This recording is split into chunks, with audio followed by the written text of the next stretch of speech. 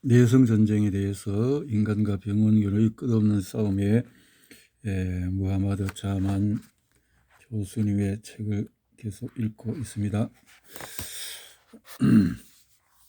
내성에 대한 전쟁이라 곰팡이에게서 찾아낸 페니실린이라 1945년 12월 11일 스톡홀름에서 말끔히 면도한 마른 체격의 스코틀랜드인이 연단에 올랐다. 바로 전날 그는 키 큰 스웨덴 왕 구스타브를 만났는데 왕은 그 과학자보다도 훨씬 컸다. 알렉산더 플레밍 경은 페니실린을 발견한 공로로 곧 노벨상을 받을 터였다. 플레밍은 수상 연설을 할 때 하도 나긋나긋하게 말해서 참석자들이 귀를 쫑긋 세울 정도였다. 연설 말미에 그는 수상 업적이 된 발견물의 한계에 대해서 경고했다. 페니실린은 사실상 무해한 물질로 과다 투여로 환자를 중독시킬까봐 걱정하지 않아도 됩니다. 하지만 과소 투여는 위험합니다. 실험실에서 페니실린의 내성을 띠는 위생물을 만드는 일은 어렵지 않습니다. 위생물을 치사 농도 미만에 노출시키면 됩니다. 그런 일은 몸속에서도 들어 일어납니다. 누구나 가게에서 페니실린을 쉽게 구입할 날이 올지도 모르겠습니다. 그러면 무지한 사람이 과소 복용으로 미생물을 치사량 미만의 약에 노출시켜 내성균으로 만들어버릴 위험이 다분하지요. 예컨대 이런 상황을 가정해 봅시다. 아무개 선생이 인두염에 걸렸습니다. 그는 페니실린을 사서 복용합니다. 연쇄고견을 죽이기에는 부족하지만 연쇄고견의 페니실린 내성을 키워주기에는 충분할 만큼 말이죠. 그는 그 다음에 아내에게 균을 옮깁니다. 아무개 여사는 폐렴에 걸려서 페니실린으로 치료를 받습니다. 연쇄고견에 이제 페니실린의 내성이 있어서 병이 치료되지 않습니다. 아무개 역사는 죽습니다. 아무개 여사의 죽음에 대한 1차적인 책임은 누구에게 있을까요? 그야 물론 아무개 선생님에게 있습니다. 페니실린을 부주의하게 사용해서 미생물의 속성을 변화시켰으니까요. 참 무슨 그렇군요. 수백만 명에게 영웅으로 존경받는 플레밍이는 신랄하게 문제를 제기했다. 플레밍이 발견한 페니실린은 연합국이 전쟁에서 이기는 데도 도움이 되었고 전 세계의 아픈 사람에게도 도움이 되었다. 그런데 알렉산더 플레밍 경은 의사들이 조심하지 않으면 어떻게 되겠냐고 질문한 후에 이런 답을 내놓았다. 아무개 씨는 페니실린을 부주의하게 사용한 바람에 아내를 죽이게 되었다. 교훈은 명확했고 플레밍이는 솔직했다. 페니실린을 사용할 때는 충분히 사용하십시오. 플레밍이 페니실린을 발견한 사연은 우연한 발견이란 개념으로 설명될 때가 많다. 그 내용은 다음과 같다. 1928년 8월에 플레밍은 허둥지둥 휴가를 갔다. 나중에 본인 주장에 따르면 그는 서두르다가 보니 실험실 창문 하나를 열어두고 떠나게 되었다.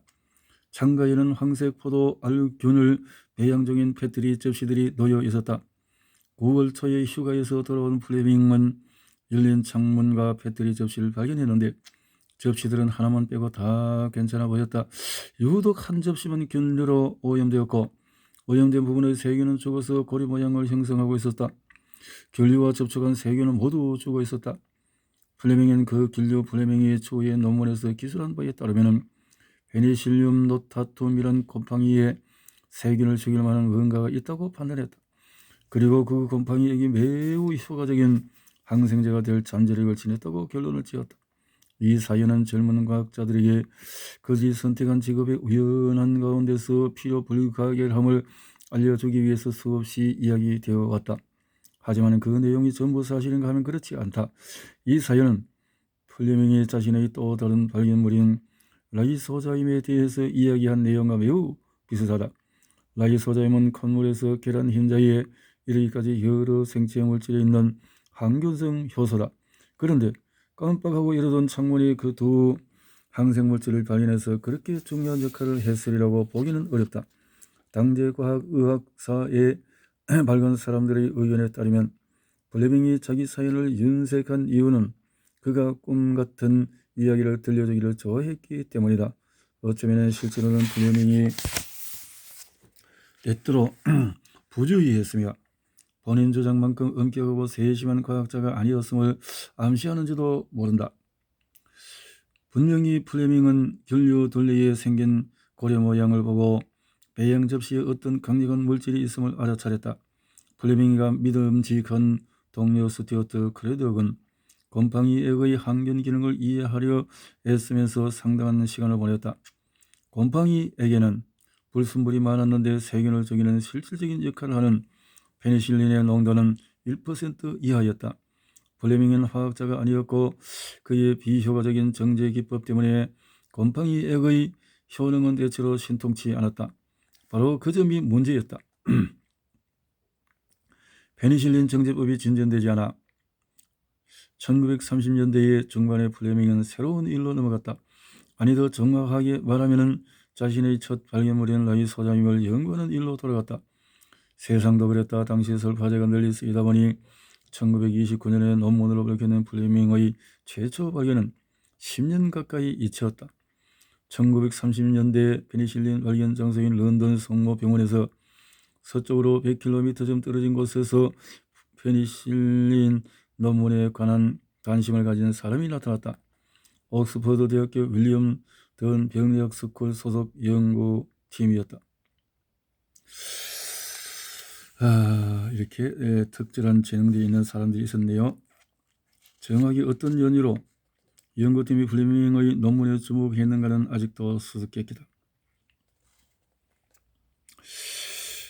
페인이 어린아이들이 눈병을 치료하고 미정제 페니실린을 사용했을지 모른다는 증거도 있다. 눈병? 예. 플로리는 1935년 옥스퍼드 대학교로 적을 옮겼는데 그 무렵 던 병리학 스쿨은 라이소자임 등의 천연 항균성 화합물에 관심을 두고 있었다.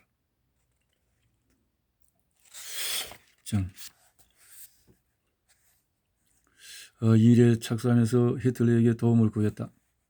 히틀러는 체인이나 플로리가 하지 못하는 일을 해냈다. 그는 저렴하고 구하기 쉬운 기구를 고안했고 연구팀이 순도 높은 페니실린을 얻기 위해서 힘든 실험을 수행하는 데 도움을 주었다. 플로리 반대에도 불구하고 히틀러는 직감에 따라서 에테르로 곰팡이 액을 초철하려고 시도했고 결국 그의 직감은 옳았다. 그 방법은 효과가 있었다. 이제 수율이 높아지면서 동물 실험에 사용할 만한 양의 페니실린이 만들어졌다.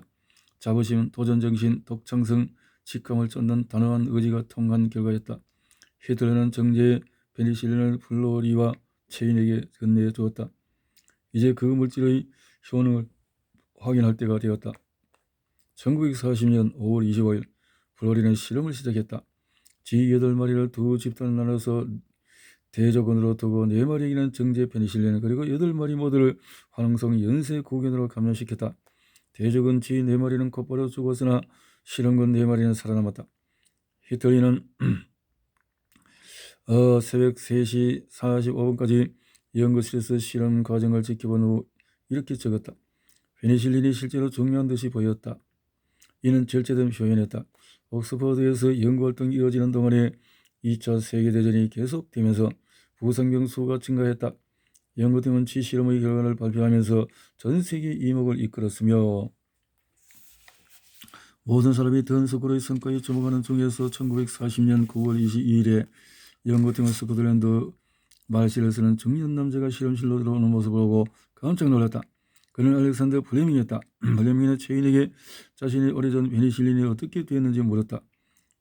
플레밍은 던스크로의 연구활동도 궁금해했겠지만 자신이 공로를 정당히 평가받는 일으로 신경 썼을 공산이 컸다. 던스크로의 연구팀은 페니실린이 치료제로서 가치 있음을 실증하기 위해 어서 인체 실험 결과를 내놓아야 했다. 그 신약에 대한 학문적인 관심은 많았지만 영국 제약사들의 상업적 관심은 전무했다. 페니실린 자체와 그 약의 효능 및 선도에 대해서 알려진 게 너무 없어서 제약회사들이 선뜻 나서지 않고 있었다. 후원과 자금을 끌어모으려면 연구팀은 페니실린을 더 많이 만들어야 했고 그러자면 전례 없는 규모로 작동할 더 효과적인 장비를 갖춰야 했다. 인간 감염증에 대한 페니실린의 치유력을 처음 실험한 대상은 옥스퍼드 경찰관 알렉산더였다. 알렉산더는 누런 고름이 나오는 감염증에 걸렸다. 설파제를 공격적으로 사용했음에도 불구하고 감염은 폐까지 진행되었다.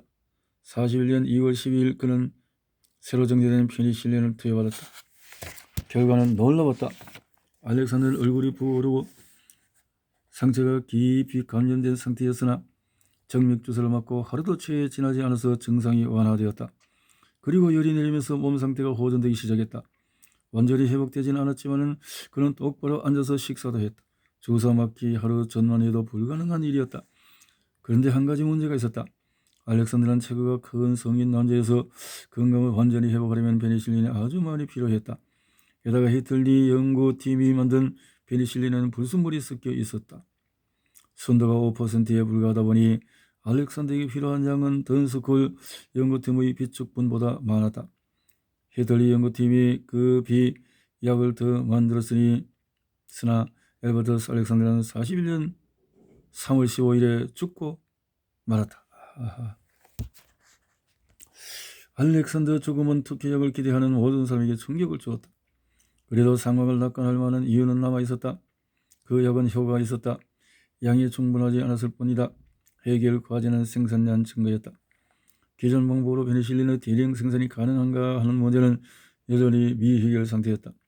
던스콜 연구팀은 페니실린을 고작 그램 단위가 아니라 킬로그램 단위로 생산해내야 하며 더 높은 순도를 달성해야 한다고 판단했다. 1941년 3월경에 영국은 나치 독일의 총공세에 홀로 맞서고 있었다. 이미 전쟁으로 엄청난 피해를 입은 터라 영국에는 던스콜 연구팀을 도와줄 만한 기업이나 기관이 한 곳도 없었다. 연구팀은 서쪽으로 눈을 돌렸다.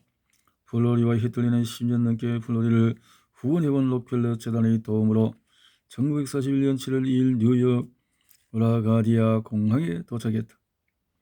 플로리는 먼저 뉴헤이븐에 가서 예일대학교 생리학 교수인 친구 존 풀턴을 만났다. 풀턴이 플로리를 처음 만났을 때 둘 다 로저 정학세던 1920년 초였다. 좋은 친구가 되었다. 풀턴은 플로리 부탁을 들어주었다. 풀턴의 연줄로 플로리는 과학을 국가 안보에 활용하는 일을 맡은 전미연구평가회의 고위 임원을 소개받았다. 북부 지역 연구소는 이미 페니실린의 수율과 순도를 높이는 작업에 착수했고 최성의 푸른 곰팡이 공급원을 찾으려고 세계 도처에 요청을 보낸 터였다. 저 예산으로 실험을 수행하는 던스콜과 달리 북부 지역 연구소는 자원이 풍부했다. 과학연구개발은 루스벨트 대통령의 행정명령에 따라서 창립된 기관으로 국방과 관련된 과학의료 연구에 필요한 자원을 지원받고 있었다. 1941년 9월에 플로리가 영국으로 돌아간 후에도 리처저는 페니실린 프로젝트의 재정을 지원하도록 로비 활동을 계속했다. 과학연구개발국은 일본이 공격한 지 열흘 만에 회의를 열었다. 미 정부 지원, 미 농무부의 전문성 제약회사들의 투자에 힘입어 페니실린은 이전에 상상도 못했던 속도로 생산되었다. 수백만 달러가 연구 후원금으로 여러 대학에 유입되었고 수천만 달러가 여러 제약회사의 연구와 생산에 투자되었다. 미국은 투자금과 전문 지식은 수준이 상당하고 산업시설이 당장 공격받을 위험이 없다 보니 금세 영국보다 성큼 앞섰다. 페니실린 생산량은 영국보다 40배나 더 많았다. 페니실린은 수많은 사람에게 구세주로 여겨졌다. 임상시험을 거쳐서 전장에서 사용 효능 입증 하지만 애초부터 오남용에 대한 우려가 있었다. 이렇게 해서 그 무렵 냉전시대의 문턱에서 소련은 그 약을 발견한 사람이 실은 소련 과학자라고 주장했다. 소련 과학자였다고 이렇게 눈물에서 비롯한 약. 허브가 사실보다 편리할 때가 많다. 소비에트 시대부터 러시아인들에게 사랑받는 여성은 용감한 위생물학자 타티야 블라센코바이다. 그녀는 1940년 베니안 알렉산드르치 카베린의 소설 펴놓은 책의 주인공이다. 타티아나의 활약상은 책 3부작을 채웠고 인기 드라마의 소재가 되었으며 장편 영화로 만들어졌다. 그녀는 소련의 모범 시민이자 재능 있는 과학자로 초기의 역경을 이겨내고 기적을 이룬다. 그녀는 조국 소련에 직면한 문제를 해결할 일에도 발벗고 나선다.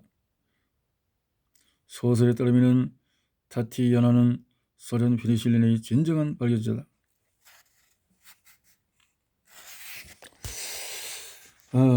예전에 이렇게 1959년 6월 26일에 칸다우는 소련 보건부 장관에게 편지를 보내서 WHO가 예르몰리예바 박사를 항생제 전문위원 후보로 고려하고 있다고 말했다. 그녀는 유일한 여성 후보였다. 장관에게서 호의적인 대답을 받은 칸다우 박사는 1959년 8월 24일에 당사자인 예르몰리예바에게 편지를 보냈다. 예르몰리예바는 답장에서 그 직책을 기꺼이 맡겼다고, 그리고 1959년 10월 5일에 제네바에 도착하겠다라고 말했다. 물론 사실은 허구와 다른 방식으로 영감을 준다. 예르몰리예바는 소비에트 시대의 매우 유명한 과학자이긴 하지만 항생물질 발견의 역사에서는 여전히 존재감이 없다. 안타까운 일이다. 그녀의 생애는 후대 과학자들의 용기를 북돋을 만하기 때문이다. 1898년에 도시 프롤로브에서 태어난 예르몰리예바는 어렸을 때 라틴어, 프랑스, 독일어를 잘했다. 예르몰리예바의 라틴어 실력은 그녀가 의대 입학시험을 치를 때에 특히 도움이 되었다.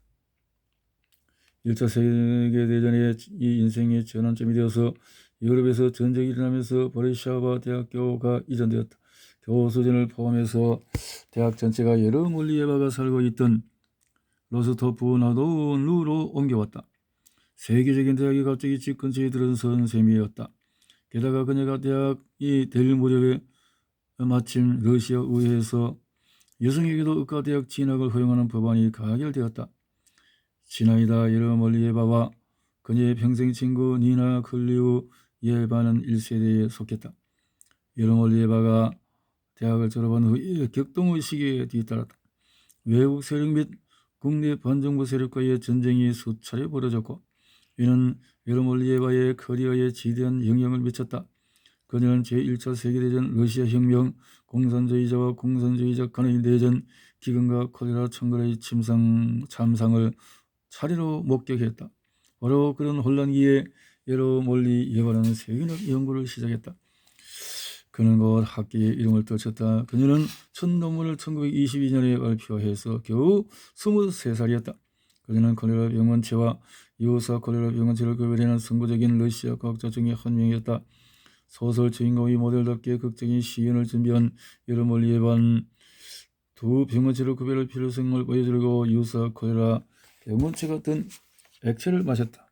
그녀는 생명에 지장이 없었고 자신의 판단에 옳았음을 입증하면서 명성을 확고히 다졌다. 지나이다 예르몰리예바는 더욱더 유명해졌다. 27살 때 무렵에 그녀는 존경받는 연구자로 실험실의 현장을 오가며 일했다. 1920년대 과학계 동향에 맞춰서 그녀의 초기 연구는 박테리오파지에 초점을 맞췄다. 박테리오파지. 펠릭스 데일리를 유명하게 만든 터였다. 감염증에 이것이 예르몰리예바는 연구는 1939년 이란과 아프가니스탄의 콜레라 유행 사태로 고통받던 사람들에게도 도움이 되었다. 하지만 몰리예바는 가장 큰 기회가 찾아온 때는 1942년 히틀러의 명령을 따라서 독일군이 스탈린그라드를 거의 포위했을 때였다. 그녀는 밤사이 모스크바에서 스탈린그라드로 이동했다. 그곳 상황은 급속히 악화되고 있었고 송수건이 오염되어서 콜레라가 무섭게 참갈할 위험이 있었다. 예르몰리예바는 소련 보건인민위원회의 지시에 따라서 스탈린그라드 비밀 지하 연구소를 차렸다. 그곳에서 그녀는 연구하고 예방조치를 강구하고 진료소를 마련하고 상수, 염소, 소독을 추진했다. 1942년 말에 예르몰리예바는 전화를 한 통 받았다. 상대방은 루지아 말을 쓰는 남자였는데 그녀는 곧바로 그가 누군지 알아차렸다. 바로 중앙위원회 서기장 이오시프 스탈린이었다. 그는 그녀에게 짧게 물었다. 콜레라가 강제할 가능성이 있는가? 100만 명이 넘는 사람을 스탈린그라드에 계속 있게 해도 괜찮은가? 그녀는 뭐든지 순조롭게 통제되고 있다고 대답했다. 그녀는 콜레라와 싸움에서 이겼고 주권의 승패는 바로 그들 자신에게 달려 있었다. 이를 멀리 에바는 콜레라를 제압한 공로로 스탈린상을 받았고 저처럼 애국심으로 상공을 군부에 기원했다. 소련은 스탈린그라드를 지켰지만 전쟁에서는 이기지 못한 상태였다. 소련 지도부는 이제 펠리시니로 병사를 치료하고 시민을 구할 가능성을 알아보고 있었다. 플레밍의 최초 발견 내용과 플로리 체인 히들리의 추후 성과를 인식한 소련은 자기들 나름대로 과감하게 노력하고 있었다.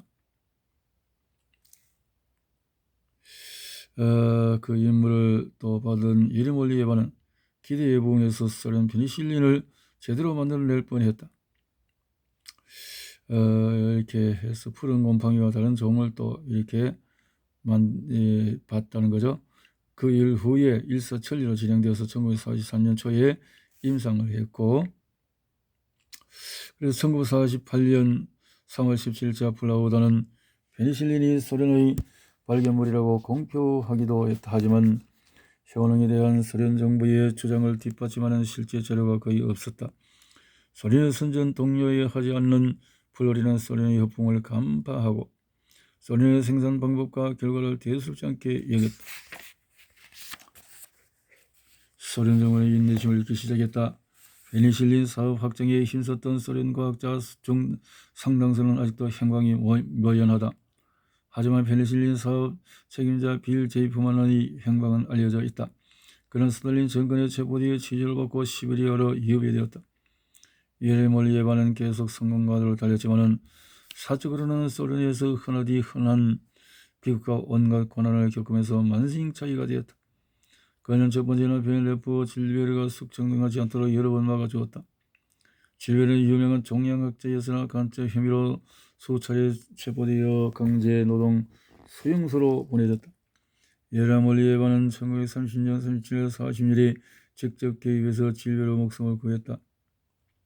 두 번째 남편 알렉산드로비치 자로프도 과학자였는데 대숙 정기간에 고발당해 감옥에서 죽었다.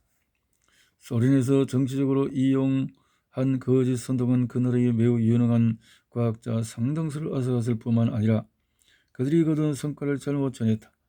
결국 소련 과학자들이 만든 페니실린은 선도가 매우 미심쩍으며 효능도 불확실하다는 사실이 백일하게 드러났다. 그리고 소련이 페니실린을 처음 발견했다는 주장은 물론 제국주의 국가들이 소련의 과학 발전을 저해하려고 음모를 꾸몄다는 비난 역시 먹혀들지 않았다. 시민들의 목숨을 구하기 위해서 소련은 유럽인들에게 페니실린 라이선스를 구입해야 했다.